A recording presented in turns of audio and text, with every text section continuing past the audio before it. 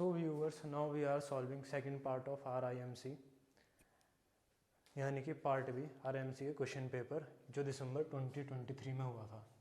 तो part B का जो सबसे पहला क्वेश्चन है वह क्वेश्चन नंबर 11। क्वेश्चन ये कहता है is 4 to the power 9 plus 6 to the power 10 plus 3 to the power 20 is a prime number. और फिर उसके बाद एक और क्वेश्चन पूछता है is 20 to the power 100 minus 17 to the power 34 is a prime. तो हम दोनों को सॉल्व करेंगे, दोनों को चेक करेंगे कि क्या दोनों प्राइम है या नहीं है। पहले इसको देखते हैं। 4 to the power 9 plus 6 to the power 10 plus 3 to the power 20। तो हम इसको ले सकते हैं 2 का square into 9 plus 6 to the power 10। इसको लिख सकते हैं 6 to the power 10 को 2 इंटू 3 की होल पावर 10। ये हमने 6 के फैक्टर करे। 6 के फैक्टर होते हैं 2 into 3 plus 3 to the power 20 को हमने सेम ऐसे लिखा 3 का स्क्वायर इंटू 10। 20 के फैक्टर करें 2 इंटू 10।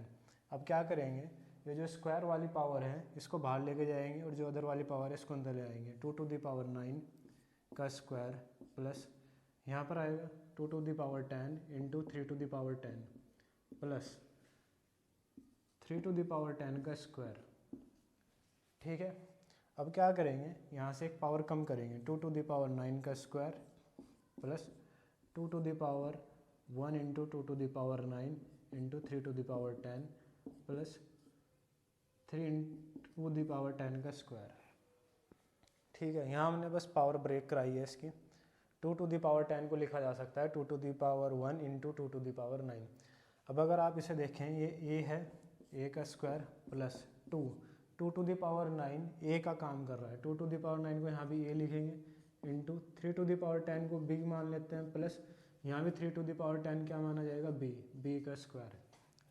a की जगह हमने मान लिया 2 to the power 9, b की जगह हमने मान लिया 3 to the power 10।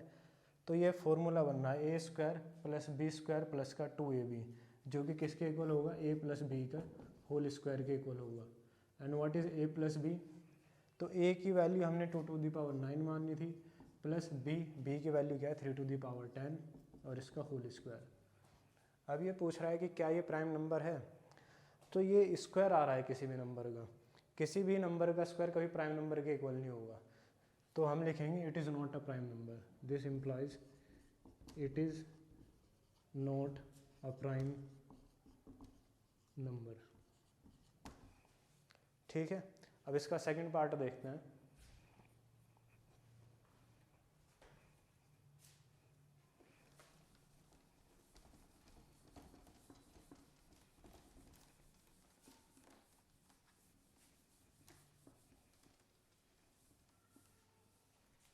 तो सेकंड पार्ट जो है क्वेश्चन का वो ये पूछ रहा है कि 20 to the power 100 minus 17 to the power 34 भी प्राइम है कि नहीं है। तो इसे लिखते हैं ऐसे 20 to the power 100 minus 17 to the power 34 is it a prime और नॉट। तो इसे लिखेंगे 20 to the power 100 को कैसे लिखेंगे, 100 के फैक्टर करेंगे 20 to the power 50 का स्क्वायर माइनस 17, इसे भी हम फैक्टर में कन्वर्ट करेंगे टू द पावर 17 का स्क्वायर। 100 को ले सकते हैं 50 इंटू 2, 34 को ले सकते हैं 17 इंटू 2। ठीक है, ये हमने सिर्फ पावर ब्रेक कराई है। तो ये फॉर्मूला बना a square minus b square का।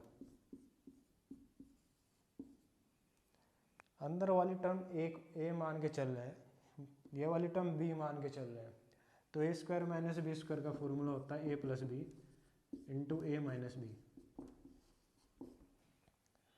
तो a की जगह हमारा है 20 to the power 50 minus 17 to the power a plus B 17 to the power 17 into 20 to the power 50 minus 17 to the power 17। तो ये दो ब्रैकेट्स आप देख रहे हैं, दोनों आपस में मल्टीपल है। और प्राइम नंबर जो होता है उसका फैक्टर मान लीजिए जैसे 13 है, अगर मैं इसका फैक्टर करूँगा तो ये नंबर खुद आएगा और आपस में मल्टीपल में क्या आएगा, सिर्फ 1। लेकिन यहाँ क्या है, दो नंबर अलग अलग हैं। अलग अलग इसलिए क्योंकि यहाँ प्लस का साइन आ रहा है और यहाँ माइनस का साइन आ रहा है। तो जब आप इनको सॉल्व करेंगे तो ये दो अलग नंबर है और मल्टीपल होकर के आ रहे हैं, तो कभी प्राइम नंबर नहीं होंगे, कंपोजिट नंबर है। तो यहाँ पर आएगा this employees it is not a prime number,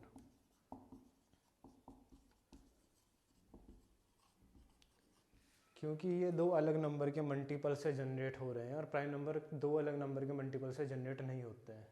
ठीक है, आई होप आपके समझ में आ गया होगा। Now we are solving the question number 12। तो क्वेश्चन नंबर 12 क्या कह रहा है कि Ananya calls a date beautiful if all 6 digit of its record are different. For example 4/1923 is a beautiful date but 2/1923 are not. Question में पूछा है how many beautiful dates are in April 2023 and how many beautiful dates are there in year 2023। तो Ananya date को beautiful तब कहती है जब उसमें डिजिट रिपीट्स नहीं हो रही है। अब जैसे आप यहाँ देख रहे हैं 0, 2, 1, 9, 2, 3, यहाँ पर डिजिट रिपीट होगी, 2 और 2 रिपीट हो गया, तो ये डेट ब्यूटीफुल नहीं है। लेकिन अगर इसको देखा जाए 0, 4, 1, 9, 2, 3, इसमें एक भी डिजिट रिपीट नहीं हुई, तो इस डेट को ब्यूटीफुल कह रही है।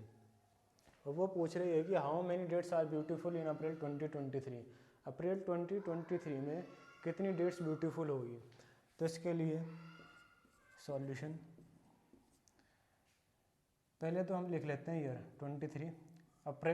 अप्रैल हमारा 4th मंथ होगा, जनवरी, फरवरी, मार्च, अप्रैल, तो इसको लिखेंगे 04।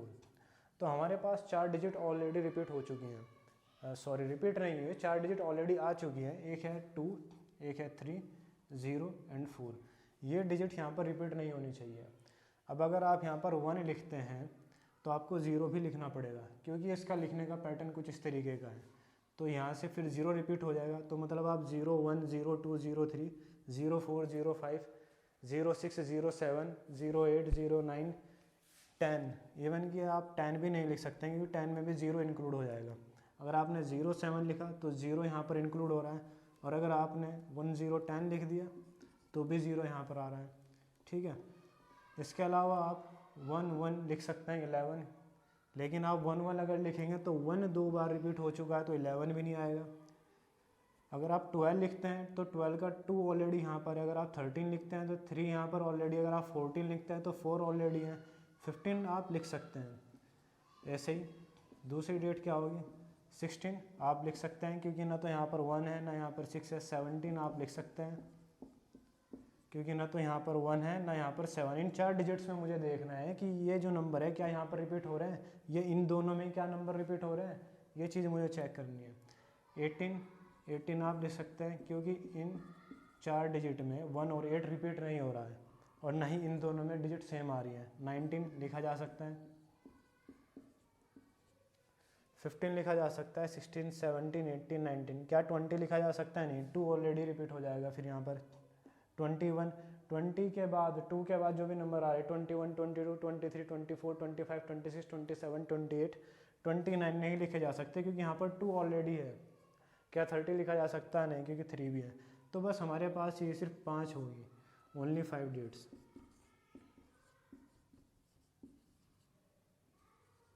Are beautiful. तो फर्स्ट पार्ट तो इसका ऐसा होना था। सेकंड पार्ट ये है कि how many beautiful dates are there in year 2023।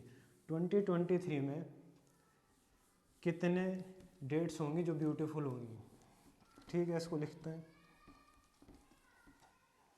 तो पहले तो हमें ईयर लिख देना है 23। अब हम यहाँ पर लिखेंगे मंथ।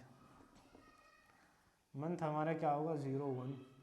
अब यहाँ पर देखते हैं कि यहाँ पर क्या क्या आ सकता है। क्या यहाँ पर 01 आ सकता है, नहीं, क्योंकि 01 ऑलरेडी है। 02 आ सकता है, नहीं, क्योंकि 0 भी और 2 भी है। 03 आ सकता है, नहीं, क्योंकि 0 भी है 3 भी है। 04 आ सकता है, नहीं, क्योंकि यहाँ पर 0 है। 05 आ सकता है, नहीं आ सकता है, क्योंकि यहाँ पर 0 है। 06 आ सकता है, नहीं, क्योंकि यहाँ पर 0 है। 07 आ सकता है। इसी तरीके से 9 तक कोई डिजिट नहीं आएगी, 09। क्या 11 आ सकता है, नहीं, क्योंकि 11 में तो 1 1 खुद भी रिपीट हो रहा है और ऑलरेडी यहाँ पर 1 भी है। 12 नहीं आ सकता, 1 और 2 है। 13 नहीं आ सकता, 1 और 3 है। इसी तरीके से यहाँ पर कुछ भी नहीं आ सकता, कोई नंबर नहीं आ सकता। अगर आप 31 लिखेंगे तो 3 यहाँ पर ऑलरेडी है और 1 भी यहाँ पर ऑलरेडी है। तो जनवरी मंथ इसमें इंक्लूड नहीं होगा। क्या फरवरी वाला इंक्लूड होगा, इसको लिख के देख लेते हैं ऐसे, 0 to 23। ये तो वैसे ही इंक्लूड नहीं होगा, क्योंकि जैसे आप फरवरी लिखेंगे तो 2 23 का और 02 का 2 रिपीट हो गया आपस में, तो फरवरी इंक्लूड नहीं होगा। क्या मार्च इंक्लूड होगा? तो मार्च के लिए आपको डेट लिखनी पड़ेगी 03, ये मंथ है और ये इसका ईयर है। तो 03 और 23 का ये दोनों 3 रिपीट हो चुके हैं, तो ये भी नहीं इंक्लूड करा जाएगा इसमें। क्या अप्रैल इंक्लूड हो सकता है? 04 और 23, हाँ ये इंक्लूड हो सकता है। ठीक है, तो इसमें कौन कौन सी डेट्स हैं जो इंक्लूड करी जाएंगी? शायद यहाँ मंथ पूछा गया था, चेक कर लेता हूँ। How many beautiful dates are there in 2023, dates ही पूछी गई हैं। ठीक है, ऐसा ही अगर हम मंथ की बात करें 04-23, अगर हम इसमें देखते हैं क्या 01 इंक्लूड होगा? 0 से रिलेटेड कोई नंबर इंक्लूड नहीं होगा। 1, क्या 1 वाले रिपीट हो सकते हैं? 1 नहीं आएगा, 1 2 नहीं आएगा, 1 3 1 4 1 5 इसमें आ सकता है, 1 6 आ सकता है, 1 7 ये भी हमने करा था, 1 8 और 1 9 तक इसमें आ सकती है। 5 डेट्स इसमें आ सकती हैं। ठीक है, इसके अलावा दूसरा जो मंथ है 05-23, क्या इसमें आ सकता है नंबर? इसमें 9 तक कोई नंबर नहीं आएगा, 10 तक भी नहीं आएगा, 11 भी नहीं आएगा, 12 भी नहीं आएगा, 13 भी नहीं आएगा, 14 आ सकता है, 15 नहीं आएगा, 16 आ सकता है, 17 आ सकता है, 18 आ सकता है, 19 आ सकता है,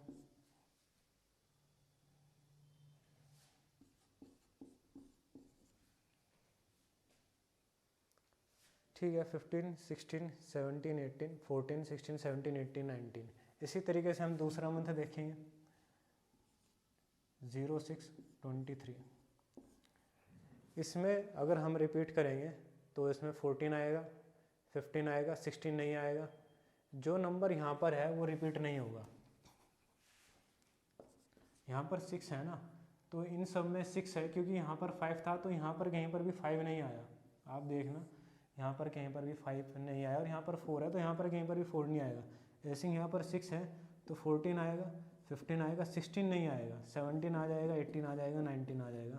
तो इस तरीके से जब आप करेंगे 6 4 6 5, ऐसे 7 के लिए भी होगा, ऐसे 8 के लिए भी होगा और ऐसे 9 के लिए भी होगा।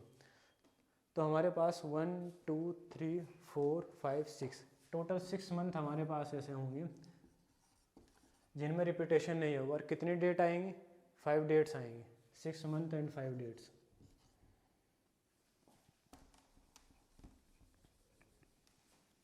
फाइव डेट्स इन 6 मंथ, या फिर ये ले सकते हैं इन each 6 मंथ।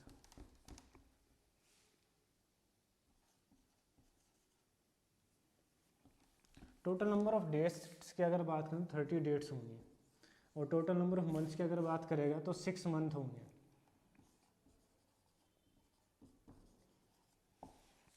तो इसमें डेट्स पूछी गई थी, how many beautiful dates are there in the year 2023, 30 dates हैं।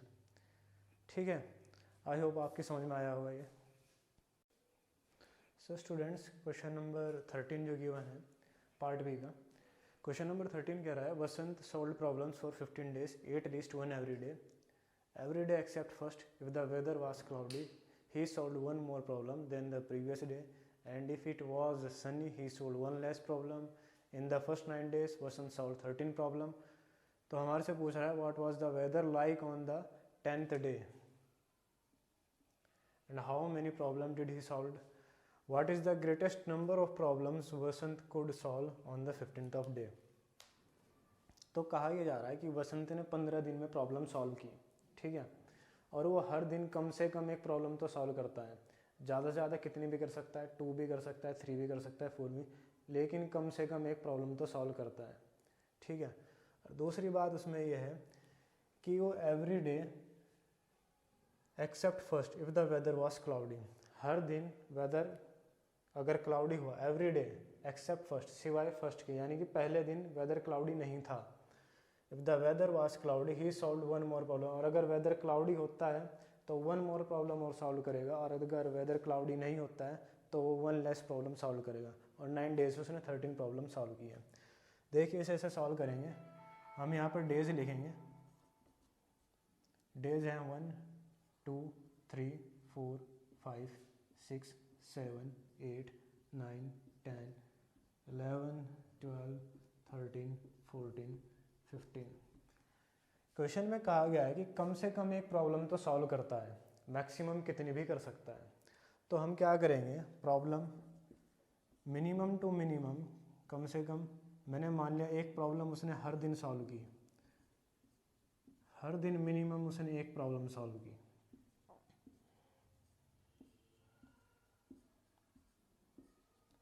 वन वन मैंने हर जगह 1 लिख दिया यहाँ पे।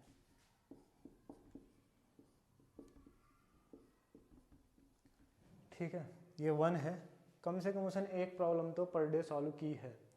दूसरी बात वो ये कह रहा है कि इन the first 9 days Vasant solve 13 problem. ये जो फर्स्ट 9 डेज हैं यहाँ से लेके यहाँ तक, ये जो 9 डेज है इसमें उसने 13 प्रॉब्लम सॉल्व की है। लेकिन हम तो मिनिमम लेकर के चले थे कि 1 सिर्फ एक ही प्रॉब्लम सॉल्व करेगा। तो अगर मैं 1 प्रॉब्लम पर डे के हिसाब से देखता हूँ तो मेरे हिसाब से कितनी प्रॉब्लम आनी चाहिए, 9 प्रॉब्लम। अगर हम 1 डे के हिसाब से देखें तो उसने 9 प्रॉब्लम सॉल्व की है 9 डेज में, क्योंकि कम से कम एक तो सॉल्व करेगा, मैक्सिमम कितनी भी सॉल्व कर सकता है। लेकिन क्वेश्चन कह रहा है कि उसने 13 प्रॉब्लम सॉल्व की है, तो कितने प्रॉब्लम का डिफरेंस आ रहा है, 4 प्रॉब्लम, 4 प्रॉब्लम का डिफरेंस इस क्वेश्चन में आ रहा है। ठीक है, अब 4 प्रॉब्लम इन्हीं 9 डेज के अंदर कहीं ना कहीं उसने सॉल्व की है। उससे रिलेटेड जो जानकारी दी गई है वो कहा गया है every day except first if the weather was cloudy he solve 1 more problem than the previous day. अगर वेदर क्लाउडी होगा तो वो 1 मोर प्रॉब्लम सॉल्व करेगा, और अगर वेदर सन्नी होगा तो 1 लेस प्रॉब्लम सॉल्व करेगा।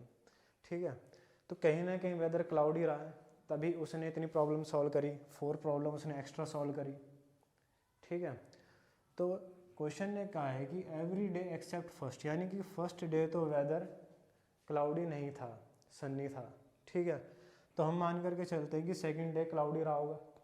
सेकंड डे अगर क्लाउडी रहा होगा तो उसने एक एक्स्ट्रा 1 प्रॉब्लम अपनी तरफ से सॉल्व करी होगी, क्योंकि वो प्रीवियस डे से ज़्यादा एक प्रॉब्लम सॉल्व कर रहा है।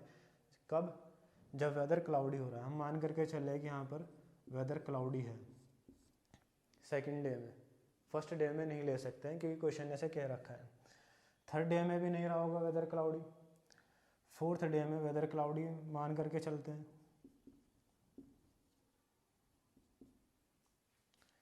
यहाँ भी अगर वेदर क्लाउडी रहा तो उसने एक और एक्स्ट्रा प्रॉब्लम सॉल्व करी होगी। सिक्स्थ डे में अगर वेदर क्लाउडी रहा होगा तो उसने फिर एक प्रॉब्लम एक्स्ट्रा सॉल्व करी होगी। एट्थ डे में अगर क्लाउडी रहा होगा तो उसने फिर एक एक्स्ट्रा प्रॉब्लम सॉल्व करी होगी। तो ये जो बाकी के डेज हैं 3rd, 5 और 7 डेज, इसमें वेदर सनी रहा होगा। जब वेदर सनी रहा होगा तो तब उसने एक प्रॉब्लम कम करी होगी। यहाँ उसने 2 सॉल्व करी थी, यहाँ उसने एक कम करी होगी, यहाँ पर उसने 2 सॉल्व करी थी, यहाँ पर उसने एक कम सॉल्व करी होगी। ठीक है, अब बेसिकली मैंने यहाँ से क्लाउडी लेना शुरू करा, फिर मैंने गैप ले करके क्लाउडी सॉल्व करा, क्योंकि मुझे 4 प्रॉब्लम ऐड करानी थी इन 9 प्रॉब्लम के साथ, ताकि टोटल जुड़ करके कितना आ जाए, 13 प्रॉब्लम आ जाए। और ये सिर्फ इसी सीक्वेंस से पॉसिबल है। अगर आप यहाँ पर भी रखोगे और यहाँ पर भी, फिर आपने मान लिया कि क्लाउडी रहा वेदर, मान लो यहाँ पर आप फर्स्ट डे, सेकंड डे और थर्ड डे, यहाँ पर क्लाउडी था वेदर, यहाँ पर उसने 1 प्रॉब्लम सॉल्व करी। लेकिन अगर सेकंड डे भी क्लाउडी रहा वेदर तो यहाँ पर उसने 1 + 1 एक एक्स्ट्रा सॉल्व करी होगी। और अगर थर्ड डे भी क्लाउडी रहा वेदर तो उसने 1 + 1 + 1 3 प्रॉब्लम सॉल्व करी होगी। तो इस तरीके से ऐसा पैटर्न नहीं बन पाएगा कि टोटल जुड़ करके 13 आ जाए। सिर्फ पैटर्न इसी से पॉसिबल है कि वो अल्टरनेट डेज में क्या करें, एक दिन क्लाउडी होगा, एक दिन सन्नी होगा, एक दिन क्लाउडी होगा, एक दिन सन्नी होगा। तो यहाँ पर क्लाउडी था और 9th डे क्या होगा, सन्नी, और 10th डे क्या हो जाएगा, क्लाउडी। और यहाँ पर ही वो क्या करेगा, एक एक्स्ट्रा प्रॉब्लम सॉल्व करेगा। ठीक है, तो पहला क्वेश्चन तो ये था कि what was the weather on the 10th day. तो 10th डे के दिन वेदर क्या रहा होगा, cloudy. And how many problem did he solve, तो उसने कितनी प्रॉब्लम सॉल्व करी, 2 प्रॉब्लम उसने सॉल्व करी, और वेदर कैसा था, क्लाउडी। सेकंड जो क्वेश्चन है, what is the greatest number of problem Vasant could solve on the 15th of day. यहाँ पर कह रहा है ग्रेटेस्ट नंबर ऑफ प्रॉब्लम पूछ रहा है, यानी कि maximum to maximum number of problem पूछ रहा है जो वो सॉल्व कर सकता है on the 15th of day. तो ये हमारा 15 डे। हम हर एक जगह ये मान करके चल चुके हैं कि वो कम से कम एक प्रॉब्लम तो सॉल्व कर रहा है। मैक्सिमम नंबर ऑफ प्रॉब्लम, ज़्यादा से ज़्यादा प्रॉब्लम वो कब सॉल्व कर सकता है। अभी हम पैटर्न अगर देखें तो हमें पता लगेगा कि वो मैक्सिमम प्रॉब्लम तब सॉल्व कर रहा है जब वेदर क्या है, क्लाउडी है। तो हम क्या मान करके चलेंगे कि हर एक दिन यहाँ पर वेदर क्या रहा होगा, क्लाउडी रहा होगा, क्योंकि हमें ग्रेटेस्ट नंबर निकालना है, मैक्सिमम पॉसिबिलिटी निकालनी है प्रॉब्लम सॉल्व करने की। तो हम यहाँ पर क्या मान करके चलेंगे, वेदर क्लाउडी। तो इन बाकी जो बचे हुए डेज हैं, ये जो 5 डेज हैं, इसमें वेदर रहा है क्लाउडी। अगर वेदर क्लाउडी रहा है तो प्रीवियस डे से एक प्रॉब्लम ज़्यादा सॉल्व कर रहा होगा। तो यहाँ पर अगर 2 है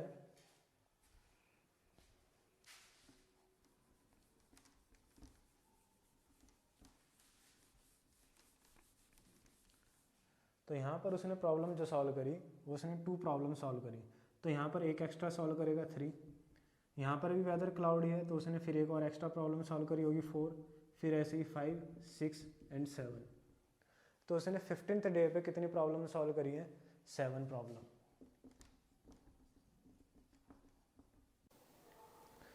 सो क्वेश्चन नंबर 14 कुछ इस तरीके से गिवन था। एक फिगर गिवन था क्वेश्चन में और कंडीशन ऐसे गिवन थी कि A B is equals to B C. ये वाली साइड जो है ये है ए बी और ये है बी सी, ये दोनों इक्वल गिवन थी। और A K L M is a square, A K L, ये वाला पॉइंट होगा A K L M is a square, ठीक है। और A S is equals to S L, A S is equals to S L, ये given था। तो हमें एंगल एस एल भी फाइंड करना था, एंगल एस एल बी, यानी कि वाला एंगल हमें फाइंड करना था, ठीक है। तो उसे फाइंड करने के लिए कुछ हिंट भी था और हिंट में गिवन कर रखा था कि ड्रॉ कीजिए के एस। यहाँ पर हमें के एस ड्रॉ करनी थी। तो अगर मैं इसको ड्रॉ कर देता हूँ, यहाँ पर मुझे 2 ट्राइंगल मिलेंगे। एक होगा ट्राइंगल के ए एस और दूसरा होगा ट्राइंगल के एस एल। तो इन दोनों में कॉमन है के एस इज इक्वल्स टू के एस, क्योंकि ये कॉमन है दोनों में, ये लाइन। दूसरी जो चीज़ इनमें कॉमन है वो है A S is equals to S L, ये गिवन है। A S is equals to S L, ये गिवन है, ये क्वेश्चन में गिवन है A S is equals to S L. तीसरा जो पॉइंट इसमें कॉमन है वो है K A is equals to K L, K A is equals to K L, side of square.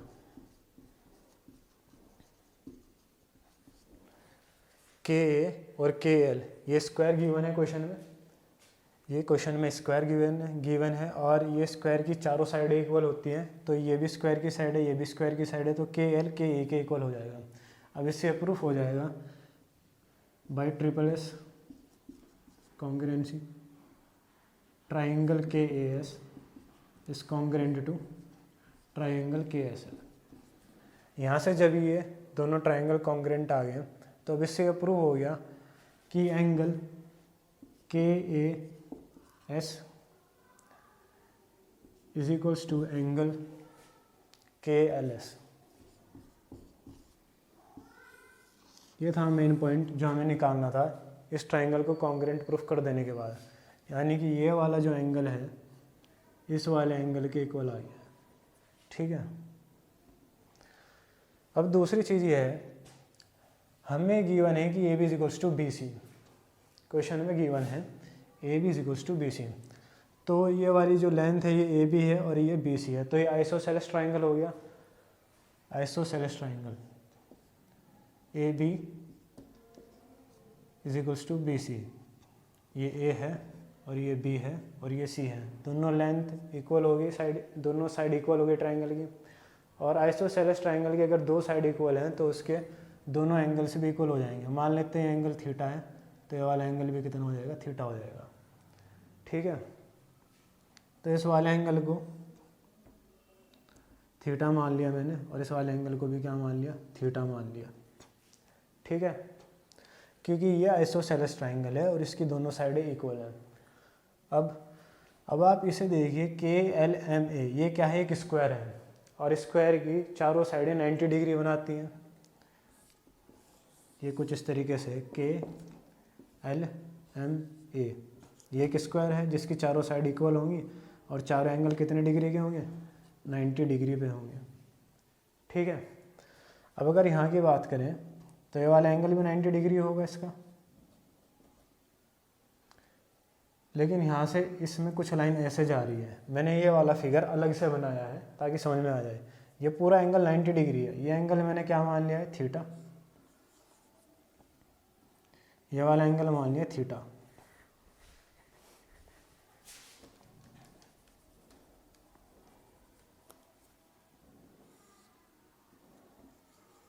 और ये पूरा एंगल कितना है, 90 डिग्री।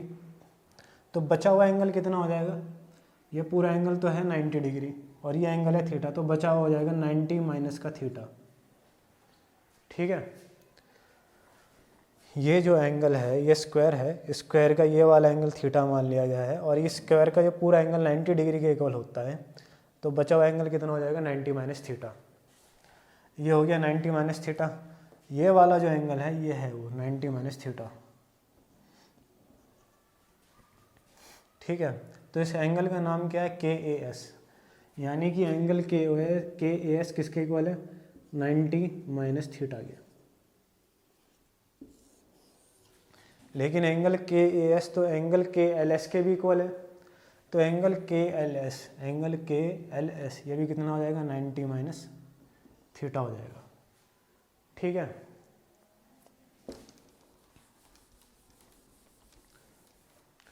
अब यहाँ पर देखते हैं, ये जो लाइन आ रही है यहाँ से BC, यहाँ पर है M, एक लाइन ऐसे जा रही है, एक लाइन ऐसे जा रही है। मैंने ये वाला एंगल मान रखा है थीटा। ये दोनों एंगल इक्वल है आइसोसेलेस ट्रायंगल की वजह से, ये थीटा है तो ये भी थीटा है। मैंने ये वाला एंगल थीटा मान रखा है, मैंने ये वाली लाइन ड्रॉ की और ये वाली लाइन M और ये वाला पॉइंट है L, मैंने ये पार्ट यहाँ पर ड्रॉ करा। ये वाला एंगल थीटा है तो ये वाला एंगल भी थीटा हो जाएगा। ठीक है,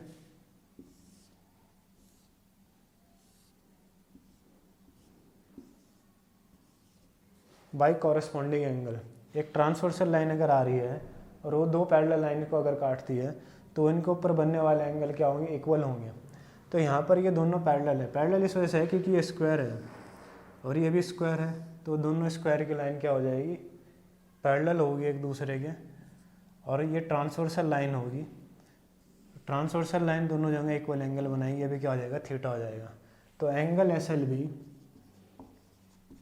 इज इक्वल्स टू होगा एंगल BLK प्लस का एंगल KLS। ये तो होगा angle SLB, angle SLB equal होगा एंगल BLK प्लस का एंगल SLK, ये एंगल KLS। तो ये वाला तो थीटा आ गया और ये वाला 90 माइनस थीटा आ गया, तो दोनों को ऐड कराना है, 90 माइनस थीटा प्लस का थीटा, थीटा से थीटा कैंसिल हो जाएगा, आंसर कितना आएगा, 90 डिग्री। तो एंगल SLB कितने के इक्वल आएगा, 90 डिग्री के इक्वल आएगा। ठीक है,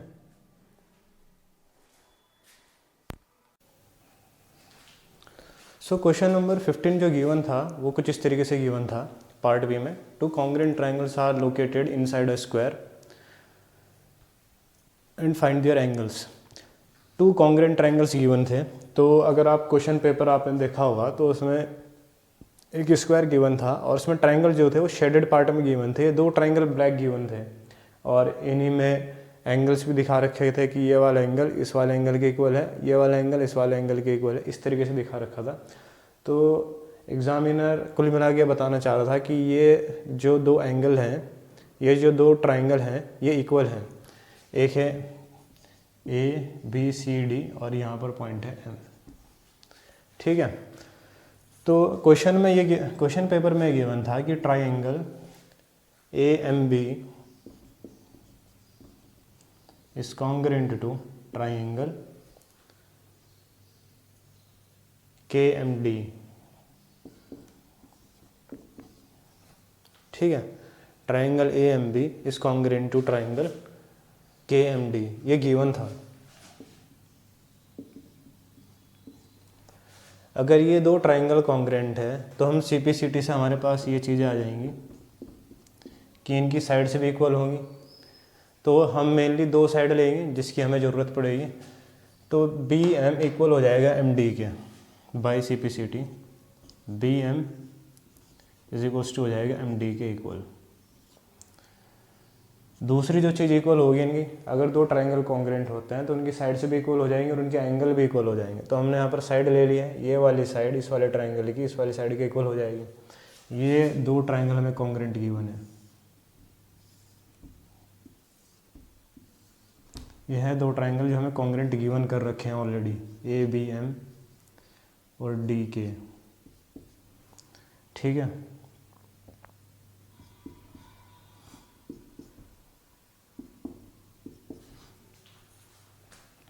तो CPCT के प्रॉपर्टी का यूज़ करते हुए हमने लिखा BM is equals to MD।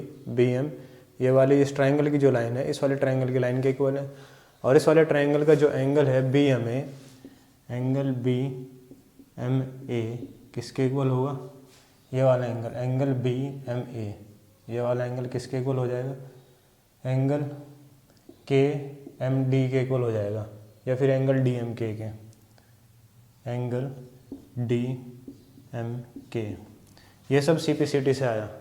ये वाली साइड इस वाली साइड के इक्वल, ये वाला एंगल इस वाले एंगल के इक्वल। ठीक है, अब हम दो ट्राइंगल कॉन्ग्रेंट प्रूफ करेंगे। वो दो ट्राइंगल कौन कौन से होंगे, वो दो ट्राइंगल होंगे, एक होगा triangle AMB and triangle AMD। इन दोनों को हम कॉन्ग्रेंट प्रूफ कर रहे हैं। तो सबसे पहले तो AD is equals to AB, इस वाले ट्राइंगल की जो साइड है AB is equals to AD के इक्वल होगी। AB is equals to AD, क्यों, क्योंकि ये पूरा का पूरा स्क्वायर है, ABCD इज ए स्क्वायर, ये स्क्वायर है और स्क्वायर के चारों साइड इक्वल होती हैं, तो ये वाली साइड इस वाली साइड के इक्वल हो जाएगी, साइड ऑफ अ स्क्वायर।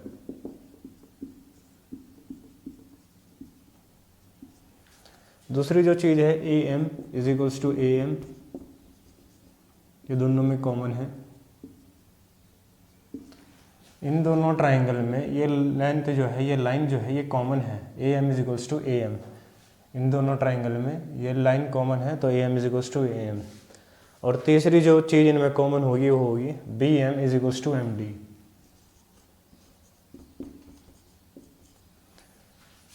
इस वाले ट्राइंगल की ये वाली लाइन BM इस वाले ट्राइंगल की MD के इक्वल होगा। ये कहाँ से आया, ये ऑलरेडी ऊपर प्रूफ कर चुके हैं, तो इसे लिख देंगे proved above.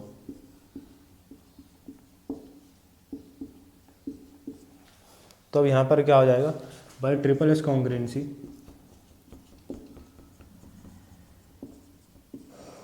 Triangle, by triple S congruency triangle AMB is congruent to triangle AMD। Triangle AMB congruent आ गया ट्राइंगल AMD के। अब यहाँ पर CPCT लगाएंगे।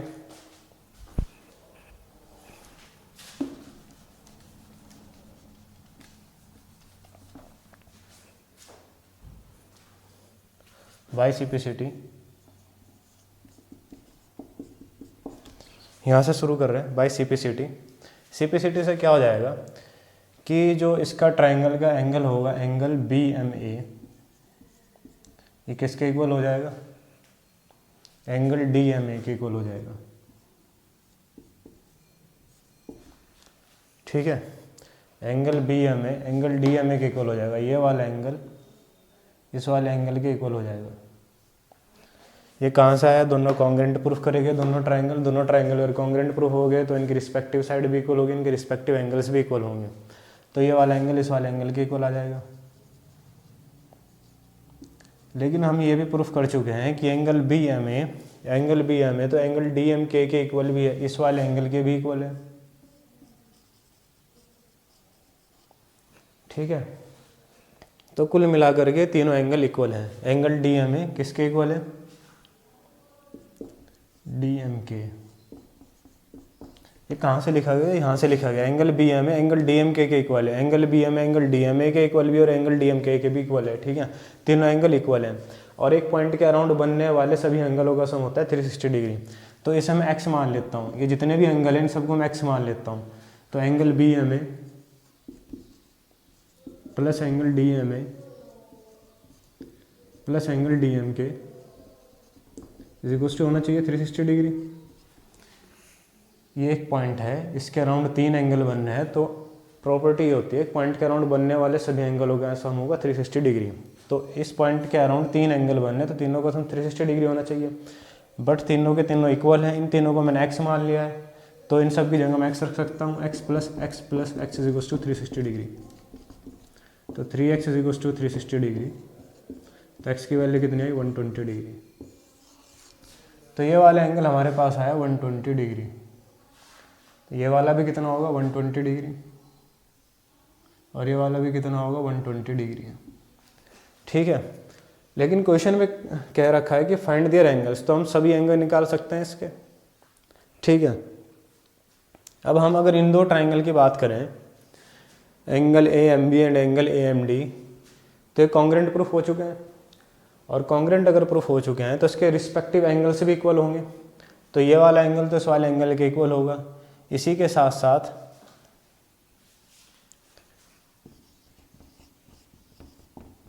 बाय सीपीसीटी ये भी होगा कि जो एंगल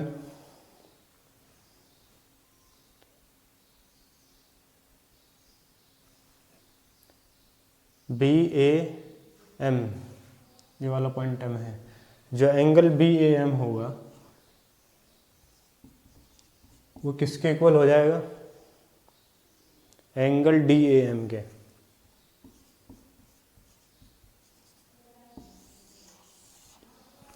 ये दो ट्राइंगल हम कॉन्ग्रेंट प्रूफ कर चुके हैं।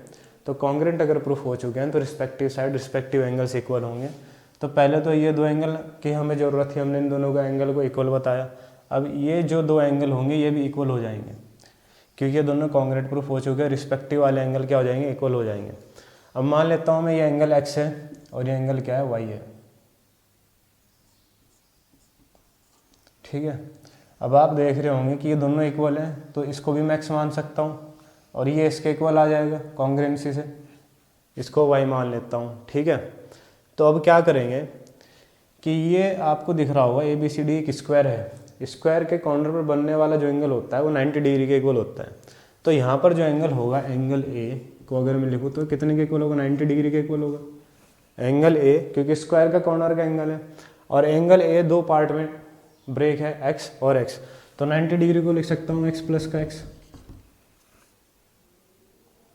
इसको कुछ दूसरा एंगल मान लेते हैं, एक्स ऑलरेडी हम कुछ और मान चुके हैं।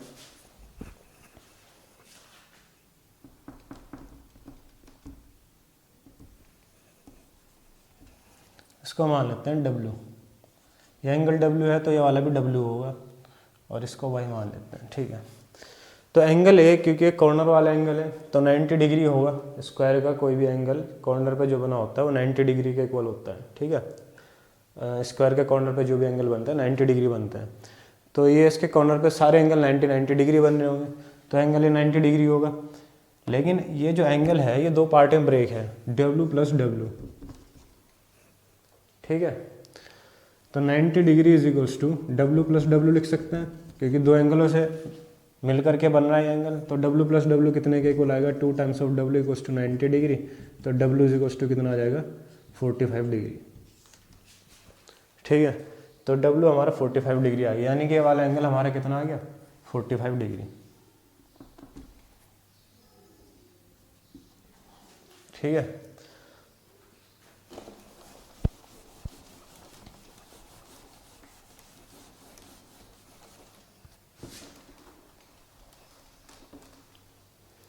अब देखिए आप इस वाले ट्राइंगल को ए डी और एम, ये वाला एंगल 45 डिग्री आ चुका है, ये वाला एंगल 120 डिग्री आ चुका है, तो रिमेनिंग एंगल कितना आएगा? तो sum of all angles of triangle equal होता है 180 डिग्री के। तो angle A plus angle M plus angle D कितने के इक्वल आना चाहिए? 180 डिग्री के। क्यों? Sum of all angle of triangle 180 degree होता है, sum of all angle of triangle 180 degree होगा। तो अब हम क्या करेंगे, इनकी वैल्यूज पुट अप करेंगे। एंगल ए 45 डिग्री है प्लस एंगल एम 120 डिग्री है प्लस एंगल डी हमें निकालना है is equals to 180 degree. 45 plus 120 165 plus angle D is equals to 180 degree. तो angle D is equals to कितना आएगा? 180 डिग्री माइनस का 165 डिग्री। तो angle D is equals to कितना आ जाएगा? 10 माइनस 5 5 7 माइनस 6 1 15 डिग्री।